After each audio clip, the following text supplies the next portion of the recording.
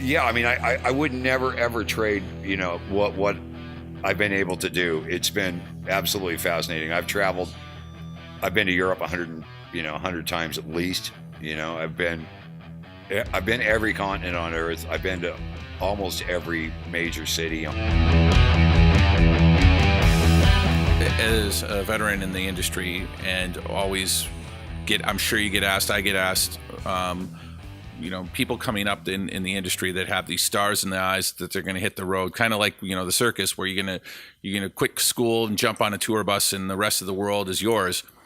What advice do you have to them? Do you encourage people to get into this industry, or do you tell them, hey, look, I had to fight my way tooth and nail through this, and this really sucked. I wouldn't recommend this or wish this on my worst enemy? Or do you champion it and say, here's what I would do and here's the route I would go?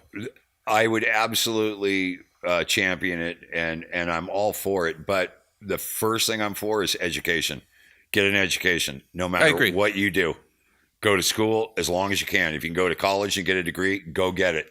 Yep. Because the world ain't going anywhere. So the more education you have, the more you're going to enjoy it. But I mean, I've been absolutely blessed. I've been to Japan 49 times. I have my 50th trip coming up in March. Oh wow! Of 2019, because they're going to do Download Festival now in Japan, really? In Tokyo. So I'm going to go over for that one. And that's amazing. Download in Japan, that just seems odd. Yeah. But they're adding Australia now, so it's on the way. That makes sense. So if you're going to do one, why not do the other? Good so routing. All the bands will hit Japan, and then they'll head over to Down Under. So, yeah, I mean, I would never ever trade, what I've been able to do. It's been absolutely fascinating. I've been to Europe 100 times at least. I've been every continent on Earth. I've been to almost every major city on Earth. Yep. That I could have never been able to pay for. Not only did I get to go, but I got paid to go, and I got great accommodations while I was there. So, well, I mean, I love culture. I love food. So, for me, it's a dream come true. It's a win-win. It's all win. Now, I think that's where the intrigue of a lot of people that come into this industry, they want to go see the world. They want to get what they think is going to get paid for it, and huge money, and live sort of the rock star lifestyle. And I think that the schools like the Full Sail and some of the music schools, Art Institute, they do a good job of kind of bringing that back down to reality. But I still think, I mean, I still get asked all the time, like, how can I break into the business and where should I start? And what advice would you have for somebody that was like, they've been a stagehand either in their school or as a local or working for one of the off union labor sites?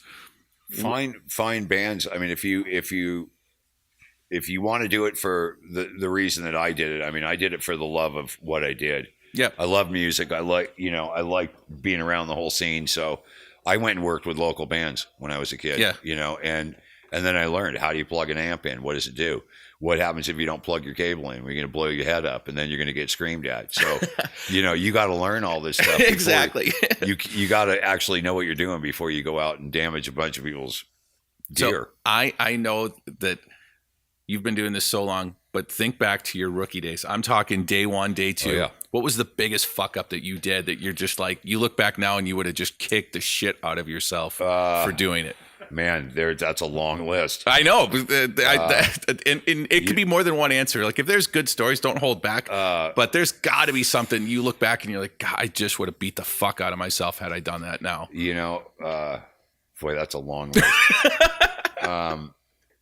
But I'm just trying to think back in the beginning, just being ill prepared for stuff and not